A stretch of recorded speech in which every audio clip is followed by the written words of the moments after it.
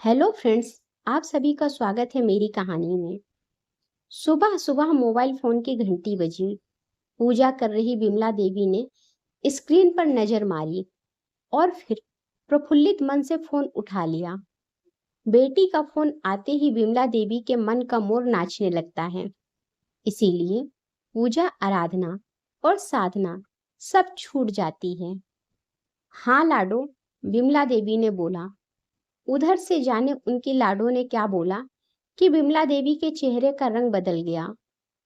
उसने कहा, लाडो, कब से सर दर्द हो रहा है? अच्छा, तेरी उस नकचढ़ी सास ने क्या कहा? ये कहा कि ठीक हो जाएगा। इन दिनों में ऐसा ही होता है। विमला देवी के चेहरे के रंग अपनी लाडो से हो रहे संवाद से बार बार बदल रहे थे। विमला देवी बोली, अब तू कहाँ है? ठीक है, आराम कर। मैं तेरी सास से बात करती हूँ। तू कहे तो तेरे पिता को तेरे ससुर से बात करने के लिए बोल देती हूँ। उधर से क्या बोला गया पता नहीं, लेकिन विमला देवी ने लाडो से बात कर उसकी सास को फोन मिला लिया। सुबह का वक्त। समधन की फोन कॉल देख लाडो की सास घबरा गई। इससे पहले कि वो कुछ पूछती, लाडो की माँ शुरू हो गई। आप दवा नहीं दिलाते हमारी बेटी को? उसे तेज सर दर्द हो रहा है। आपकी बेटी होती तो। लाडो की सास सुनती रही, फिर बोली, समधन जी, इन दिनों में ऐसा होना कोई बड़ी बात नहीं। लाडो के पेट में 2 माह का गर्भ है। दवा दिलाई तो बच्चे पर असर पड़ेगा। इसीलिए उसे आराम करने के लिए कमरे में भेज दिया। मेरा बेटा, आपका दामाद, उसके पास ही है। मगर बिमला देवी कहाँ रुकने वाली थी, बोलती रही, हमें क्या पता था कि आप इतने कंजूस हो कि मेरी लाडो 10 पैसे की सिर दर्द ठीक करने वाली दवा को भी तरस जाएगी। बिमला देवी बोलती रही। उधर लाडो की सास ने फोन रख दिया और चुपचाप अपने सुबह के कामों में लग गई। किसी के सामने जिक्र तक नहीं किया।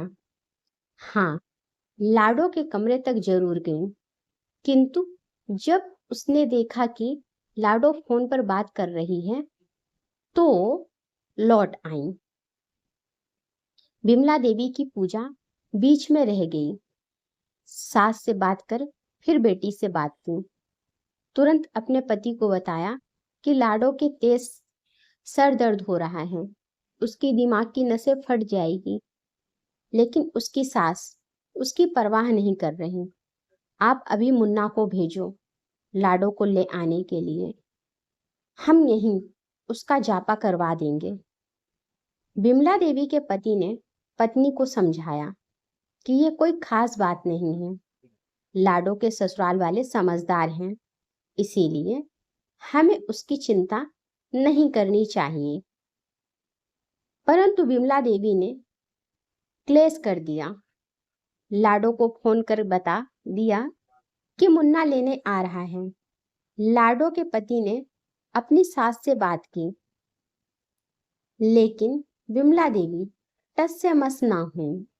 यहाँ तक कि लाडो ने भी अपने पति का साथ नहीं दिया। लाडो को उसकी सास ने समझाया। ससुर ने भी लाडो से बात की, परंतु वो जिद पर अड़ी रही। मुन्ना आया और अपनी बहन लाडो को ले गया। ले जाने से पहले उसके जीजा ने उसे भी बहुत ऊंच नीच समझाई, परंतु मुन्ना अपनी माँ के आगे बेबस था। गर्भवती लाडो मायके आ गई। मम्मी जी, ओ मम्मी जी, कहाँ खो गई? चलो ना, नानी के श्राद्ध के लिए रसोई तैयार करते हैं। पंडित जी आते ही होंगे। बहू की आवाज से लाडो चौंकी, आंख में आए आंसू पोंछे और खड़ी हो गई। क्या नानी सास सच में बुरी थी मम्मी जी? लाडो अपनी बहू को बताने लगी, मेरी माँ मन की बुरी नहीं थी, बस बोलने में बेहद कड़वी और जरूरत से अधिक जिद्दी थी। जो मुंह से निकला वो पूरा होना ही चाहिए। मैं नादा थी, ऊंच नीच का ज्ञान नहीं था, ना गृहस्थी की समझ थी।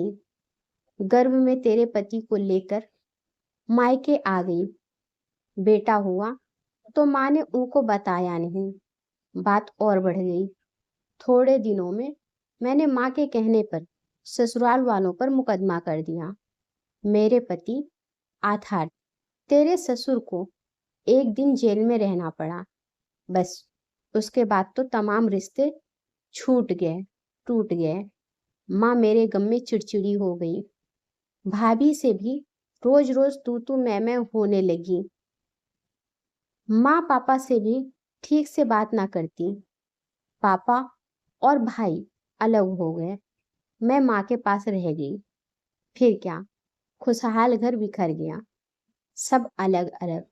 जैसे तैसे मुझे नौकरी मिली। तेरे पति को पाला, माँ को संभाला।